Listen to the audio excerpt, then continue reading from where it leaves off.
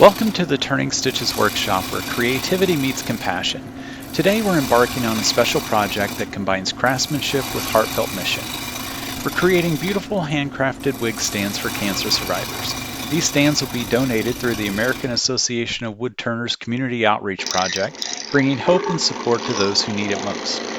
Each wig stand is a labor of love, designed to provide safe and elegant place for wigs, helping survivors maintain their dignity and confidence during their journey. This project is more than just wood turning. It's about community, connection, and giving back. We're proud to contribute our skills and time to make a difference. Join us in this meaningful endeavor. Whether you're a seasoned woodturner or new to the craft, your participation can bring joy and comfort to someone in need. Before we get to the lathe, let's talk about the materials we're going to need for our wig stand. Now, if you've got a big chunk of timber, kind of like this branch cut off, you might be able to get it all out of one piece. I'm going to make this wig stand out of a couple components and do a glue up, and I think this is probably going to be the most common method. You can use kind of any type of wood that you have in the shop, scraps or whatever you might have left over from another project. So the components we need, first for the top, we're going to need a roughly 5-inch either diameter piece that's 1.5 to 2 inches thick. Now this piece that I've got happens to be 3 inches thick, so we're going to turn away a little bit more of this excess on this piece. You can also start out with a square piece if you've got dimensional lumber. You can start out with a square. For the base, we need a roughly 6-inch diameter or a 6x6 block from dimensional lumber, also 1.5 to 2 inches thick. The last component we need will be a spindle to kind of connect the two. And for this, you want basically a spindle blank 1.5 to 2 inches square and about 12 inches long. Another step I've taken on the base and the top is I've drilled a hole so that when I create a tenon on my spindle, I've got a place to glue it. Now this hole, I made this hole 1 inch in diameter and about 1 inch deep. You can vary that depending on your setup and your workflow. You can use a 3/4 inch diameter hole would be just fine. You can also adjust the depth. It probably needs to be at least a 1/2 inch deep. I drilled mine a little deeper than that at 1 inch. You want to make sure when you're sizing the hole that you think about your work setup and how you're going to hold these pieces to the lathe. If you've got a small, I think they call it a spigot chuck, that has a relatively small diameter, you can size this hole and just expand right into it. My smallest set of jaws is about 1 inch, so on the outside of that, if I was holding, in expansion mode on my chuck, it measures out at about 1.5 inches, so it's a little bit too wide for this purpose. So I do have this jam chuck that I've used for other projects where I can take and use this jam chuck for a 1 inch diameter hole, so that's how I'm going to hold it to the lathe. So let's get over to the lathe, mount the top to the lathe, and start turning this. So we're starting with the top. We're going to use our jam chuck here that's in our chuck. We've got that turned down and squeezed on there right. We're going to bring up the tailstock, just kind of hold everything in place. And our first step will just be getting round and flat on both of these surfaces. And then we'll start working our shape. So we'll just start off with a bowl gouge. I do have a little bit of a crack, maybe you can see it here in this piece. We're going to be turning most of this edge off. That was one reason when I drilled the hole and I knew I had some extra material here, I did want to make sure that we're going to try to turn away this crack, and hopefully it doesn't create any problems for us.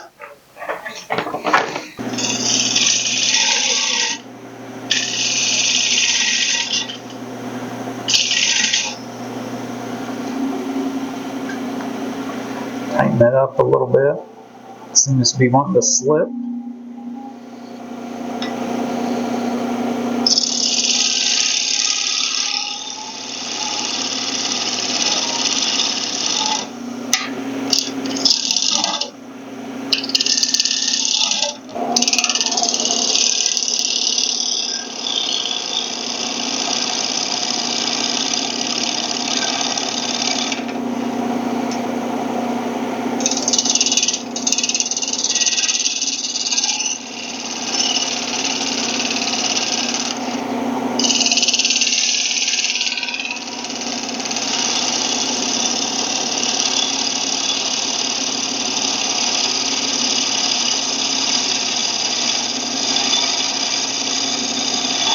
Now what I want to do is flatten both faces.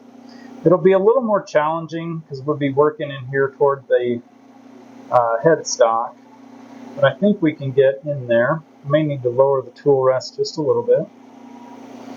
Come up a little closer.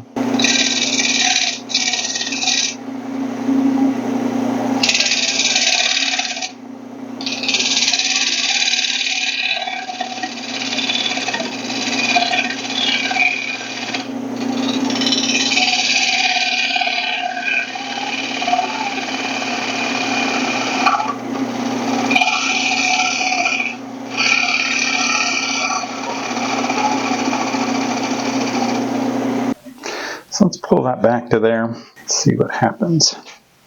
Just going to give myself a line all the way around the piece. So I know we're going to turn away all this stuff out here on this edge.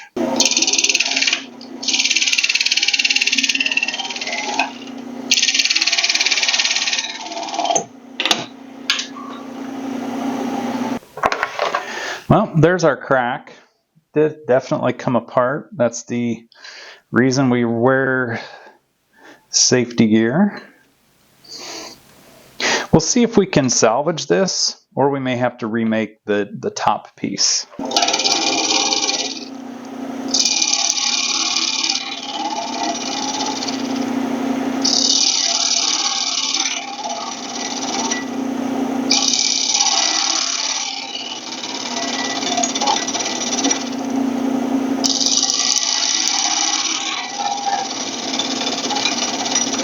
Okay, I did a little work off camera, and it looks like we're going to be able to salvage the top. I've got most of the cracked stuff. There's one little bit right here that's still on there. We're going to take that off in a minute anyway.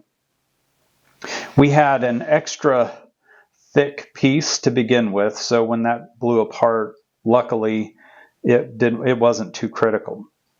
At this point, we're just going to add kind of a dome or mushroom type shape here on the top of our wig stand. Kind of think of it like turning the outside of a bowl without hollowing the inside. So we're going to get that shape on here. We'll deal with this big nub that we've got from this excess material, and then we'll be more or less done turning the top part.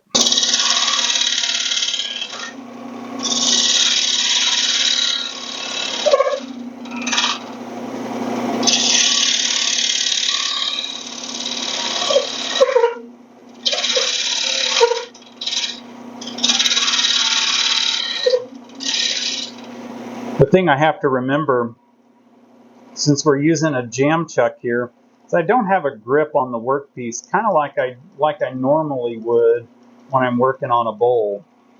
I really can't take off quite as much material as I'm accustomed to. It's okay, it's not a problem, I just have to be a little more patient.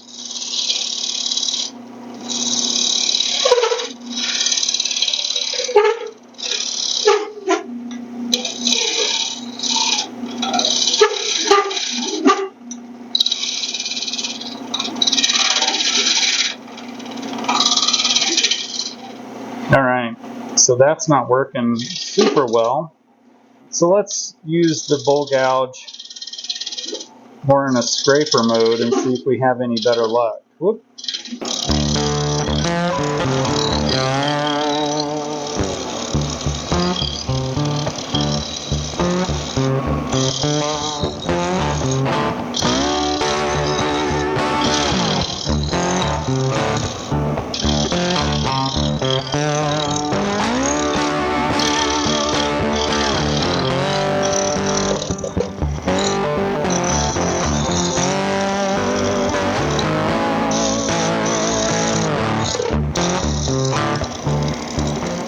As you can see, the top of our wig stand is a very simple shape. While I've got it here on the lathe, I'm going to go ahead and sand up through the grits, and then we'll remove this stem right here that we're using to help kind of hold it on there. And then the top will be more or less done. I'm going to power sand the top, the top and the base, just like I would the outside of a bowl. So we'll go ahead and kick the lathe on. I've got the die grinder here, and we'll work through the grits pretty quickly, but I'm going to go ahead and kick on the dust collection. We're running the lathe kind of slowed down in reverse. I'll put on my respirator and we'll get to work.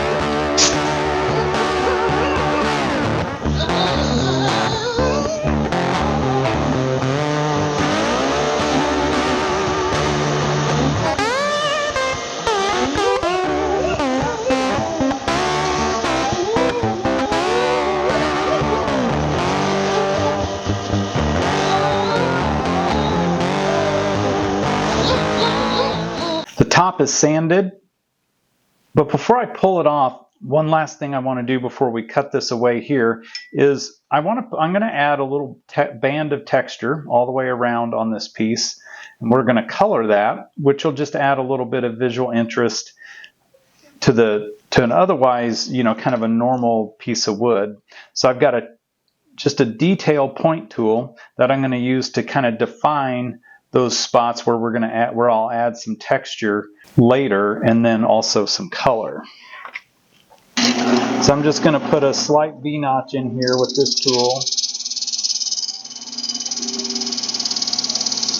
I like to do this after I've already sanded, because if I do this before I sand, you end up removing the line in many cases.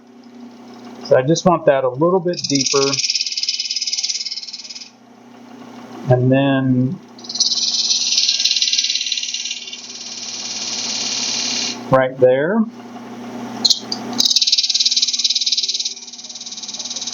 So I'm putting that in there, hoping to give myself an easy color break when we add color to this little stripe there. I'll remove my tool rest.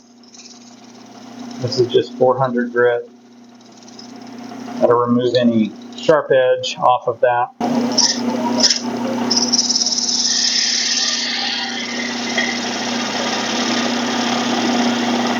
I'm just going to use I've got my 1/4 inch bowl gouge here, and I'm just kind of reducing the diameter of that.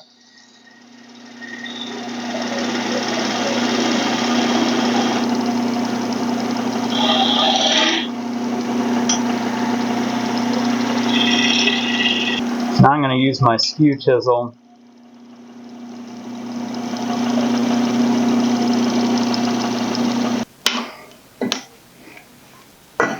That leaves us a little nub right here on the end that we'll kind of trim off, and then we'll just need to sand right here in the middle. I've got the base mounted here in the lathe. We've got our jam chuck still in place on our 1-inch hole. Just like we did on the top, the first thing to do is just to kind of get all the surfaces round. Now the one difference here is this will be the part, since this is our hole, this is where the stem will go. So we'll come back down here and remove some of this material, which will form the bottom of the base. So we're going to just get this round, get these faces flushed off, and then I'll add just a little bit of shape to the base. I do want to keep the base pretty bulky, so we'll keep about 2 inches of material here. That'll just kind of keep some weight in the bottom, which will just make the wig stand more functional. I'm not going to show you all of the stuff because it's so similar, but we'll get this thing round, and then I'll be back when we're ready to add just a little bit of shape and interest to the base.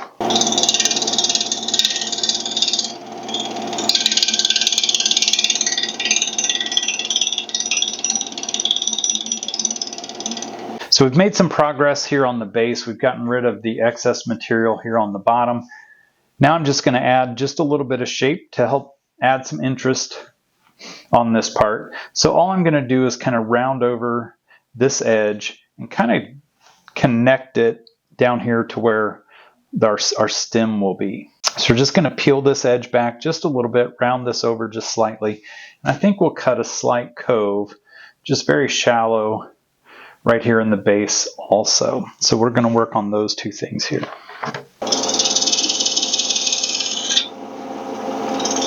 I'm just starting here, kind of rounding over using the bowl gouge. Yeah. We did have a little bit of cracking here on the base also. I used some CA glue to try to keep it from shattering. This right here is probably where we're kind of risking that glue holding the most. I'm going to grab my round carbide scraper, which will just make it easier to kind of work from the bottom and around this corner.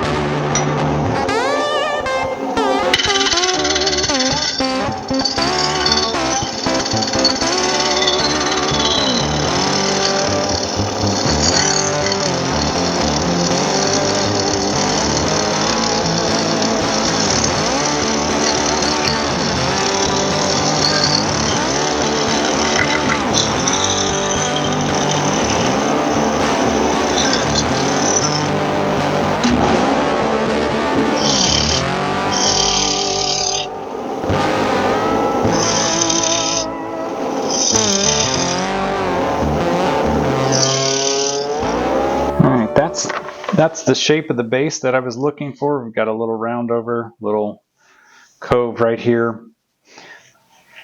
On the bottom, hopefully you can see it, maybe back here on this camera.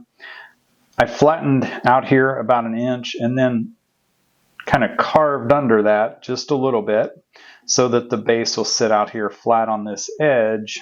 So hopefully it'll sit nice and flat on a table or dresser or wherever this might end up. Okay, so about the only thing we need to do now is sand and remove our nub. With the top and the base of our wig stand turned, now it's time to turn the stem.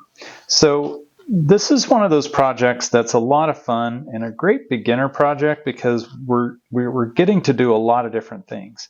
So we're doing some spindle turning, doing some faceplate turning, and it really gives us an opportunity to do a lot of different things all in one project, which makes this a lot of fun. Another great thing about the wig stands is it gives us an opportunity to use our wood turning time and skills to create something useful for someone, cancer survivors that have had, a rough go of things. So hopefully these things will bring a smile to their faces and make life just a little bit easier. Let them know that other people care. It's also a great time, as we're talking about these wig stands and donating them to cancer survivors, it's also a good time to talk about American Association of Woodturners. This project is also part of a club initiative. So this is the President's Challenge this month for the Woodturners of St. Louis Club, which I'm a member. And so we're turning these. We'll bring these to the next meeting, and get to share them with others, and then donate them to cancer survivors. So a fun project and a good cause all wrapped up in one. It's also a great opportunity to encourage you to join the American Association of Woodturners. And when you're on there, check out the local chapters in your area and join those as well. There are great resources available in both the local club and the national club. A great opportunity to learn all kinds of information. So I would highly recommend joining if you haven't already. So the first thing we're going to do, we've got our stem here mounted between centers. This is just spindle turning. So we're going to first turn a cylinder. I've got my roughing gouge out here. We're going to round this out, and then we'll go through and create a spindle. Add a few details to that spindle as we go. So let's get this thing round so we can get on to the next step.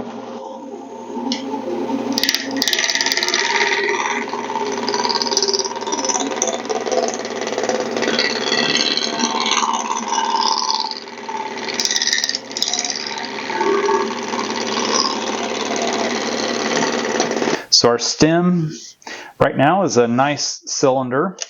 It's in still kind of rough shape, but we've still got some work to do. Now, my stem is 12 inches long. So we're just going to lay out some points here to start creating some shape. So the first thing I'm going to do from each end is I'm going to come in 3/4 of an inch. So I drilled the hole in the top and the base at 1 inch. So I'm giving myself plenty of space here. So we're not going to bottom out in the hole, but that'll give us a nice tenon. So that'll be the first feature. Then the other thing that I want to do is I do want to have kind of a bulge that tapers down. And I want to have that at about, I want to start that feature at about 1/3 the way up. So roughly at 4 inches. So we're going to carry that feature about half of the distance between our bottom and our top. So in this case, after we come in about 3/4 of an inch on both the top and bottom, we've got about 10.5 inches for the body of our stem. So about 1/3 the way from here to here, it's about 4 inches. We're going to carry that feature at about 5.25 inches. What I want to do here is just kind of connect these lines, and then we'll start working through all these features. We'll start down here. I always like to work from the tailstock back toward the headstock when I'm working on spindles like this. But you can design this however you like. That's one of the great things about this project. There's a lot of flexibility, a lot of creativity that you can exhibit as you go through. So the one thing we'll also do as we're trimming this is we'll kind of flush off this end with our parting tool, and we may have to come in just a little bit further on our tenon. This end looks pretty good, but we'll create our tenon down here on this end as marked. All right, the first thing I'm going to do down here on the end is just kind of get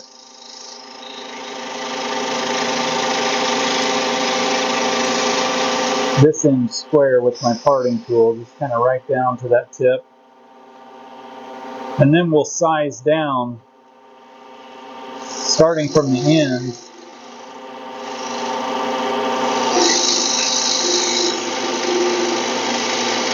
The holes we drilled were 1-inch holes. So we'll just bring this down to 1 inch.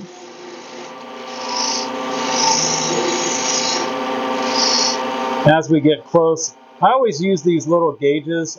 These are just shop-made gauges for common sizes. It just kind of helps, makes it pretty easy.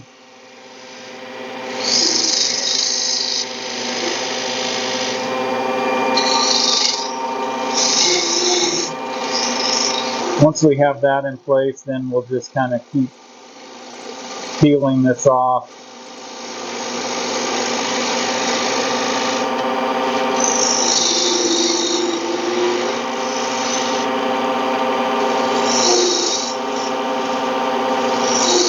All right, so the other thing I want to do is I'm going to go in and part in right here at this feature where I want it. And we're just going to go in a little ways, but that way as we're working, we don't lose where I want that feature to run. I'll come back and size that here in a minute. On this, I don't want to go too deep. I'm just going to mark it. I want that to be about the widest point of the stem, and then we'll work down and work that way. Okay, as I'm working through some of the details, a couple things that I know I want to do. So I want this right here to be close to 1.5 inches, maybe a little thicker than that. I want to be 1.5 inches up here at the top. So we're going to trim this down. Here we're going to end up being at about 3/4 of an inch. That's where we're going to blend from here down into this. And then we'll create kind of a flower shape up here on the top between where this sweeps down, and then it'll kind of roll back out, and we'll kind of create a flower shape up here on this end. So we're going to start working on those dimensions here.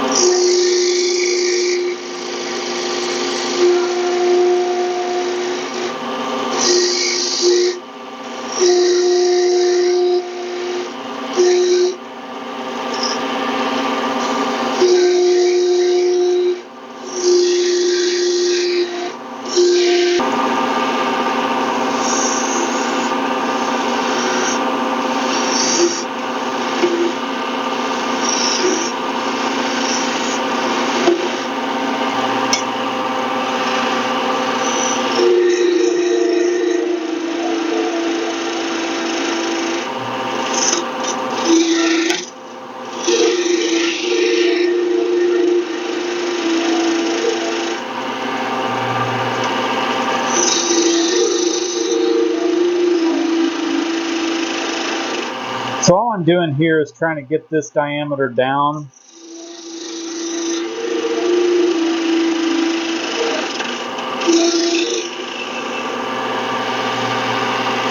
We're getting close.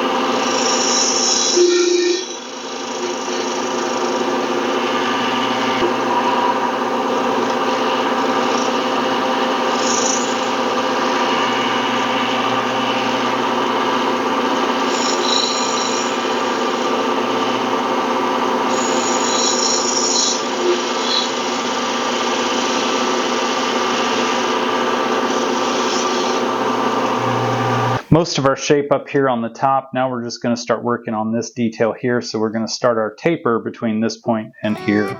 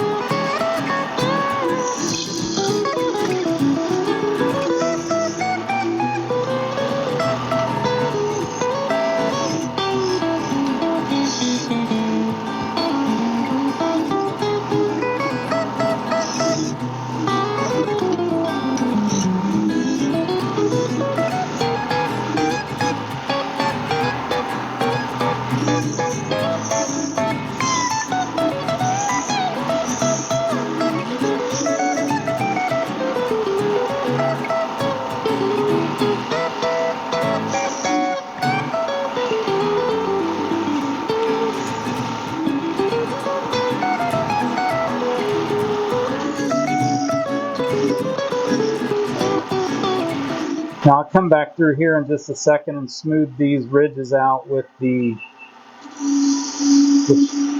skew chisel. Just trying to get that general shape going here. Kind of thin this down just a little bit. Use a little smaller skew chisel.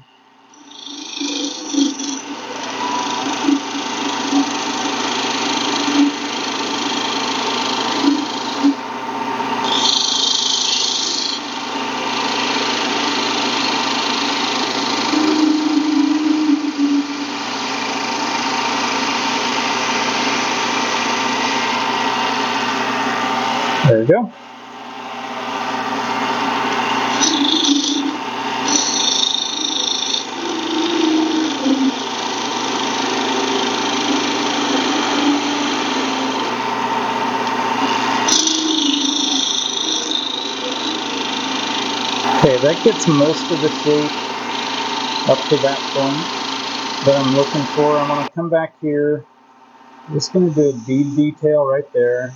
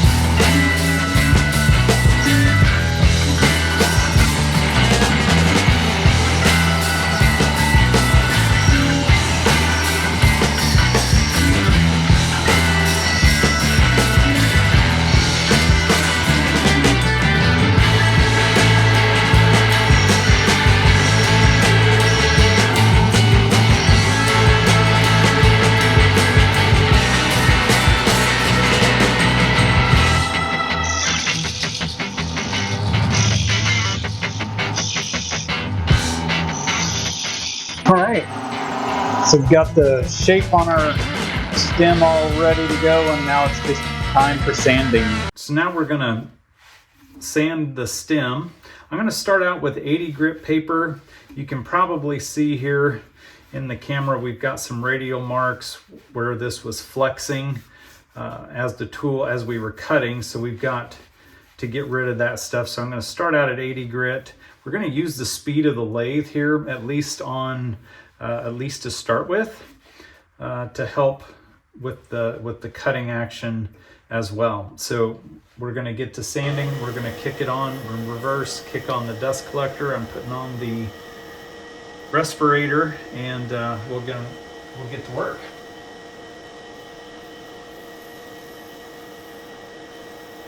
We've got all the parts for our wig stand turned.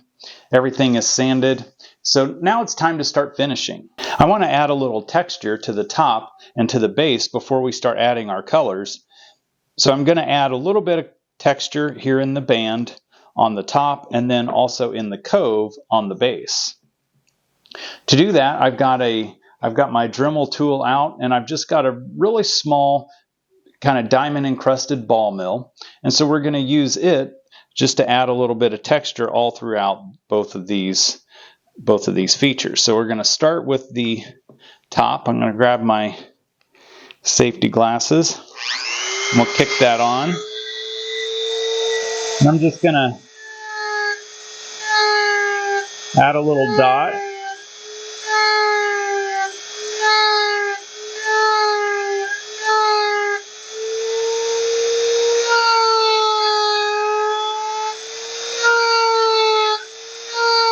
And I want it to be somewhat random. So in some cases I'll elongate it. Most of the time I'm just going to let the ball go. So we'll keep working on that.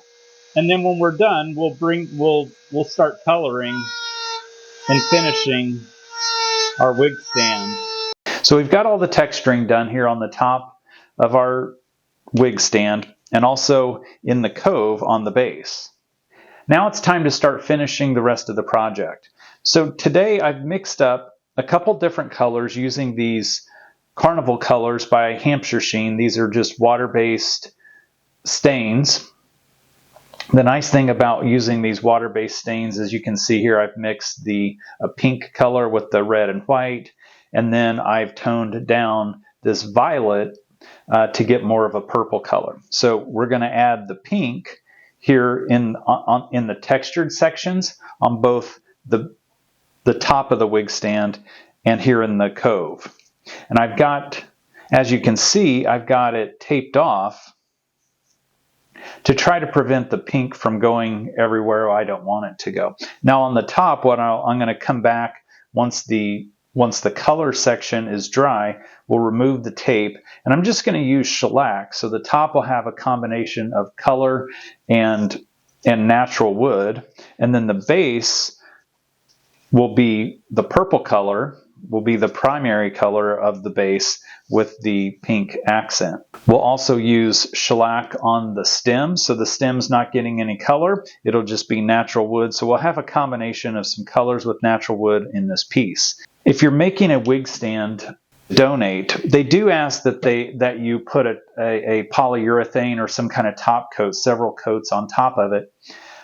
And that's done because if you're using the wig stand, it's likely to be subjected to a little bit of moisture. So you want some kind of top coat on there to handle that. I'm going to use this General Finishes High Performance Gloss. I do spray this generally, so once we've got everything else on the finish dry, then we'll come back and spray several coats of top coat using the General Finishes High Performance. So let's start applying the color. We'll probably need a couple coats. I'm just using a foam brush, and we're just going to apply this liberally.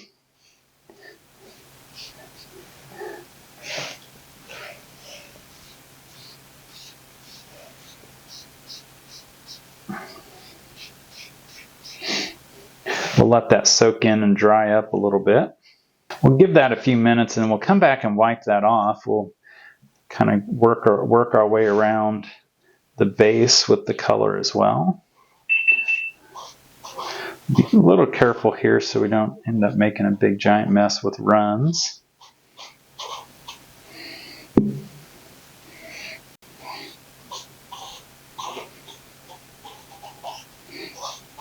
This one is also absorbing a lot more than I was expecting.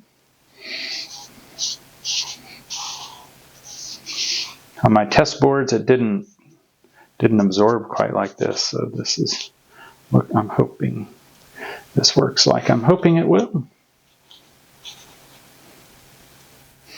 We'll give this one a minute to dry. While we're doing that, I'm going to apply some shellac to the stem. Shellac's one of my favorite finishes. I use it a lot, especially when I'm going to be spraying top coat on top of things. So now we'll add a little bit of shellac to the stem.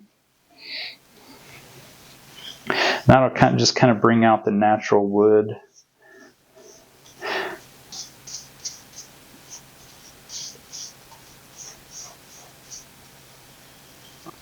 I have found if you're using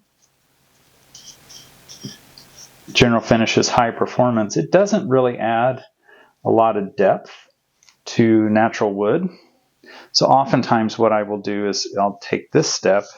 So I'll bring out get that kind of natural oiled look with wood on using shellac, just like this. And then we'll spray it, and then it'll give it that rich kind of multi-part oiled appearance. And it's much faster. Shellac dries pretty quickly. This coat of shellac will be dry here in just a few minutes. I don't know how fast I'm trying not to get any on the tenons so we get a good glue joint.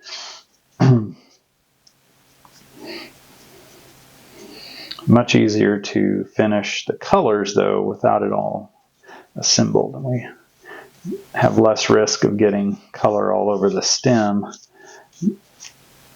by waiting till we are totally done to assemble. We're rounding third, headed for home here on this project. The rest of the process is pretty boring, a little bit like watching paint dry, so I'm just going to hit a few little highlights. If you're looking for other beginner-friendly projects, check out this video right here, and I'll see you there.